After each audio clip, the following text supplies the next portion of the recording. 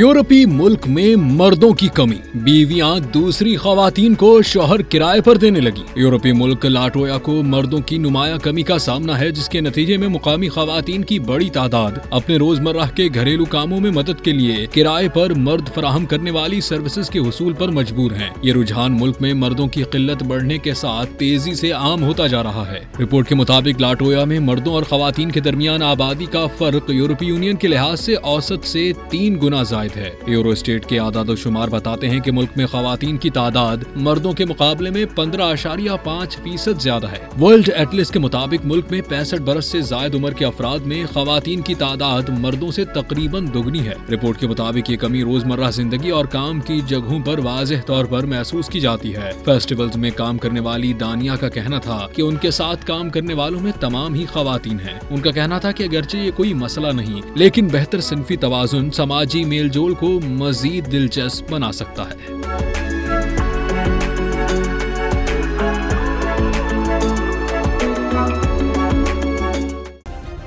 Subscribe करें और bell दबाएं ताकि कोई खबर रह न जाए।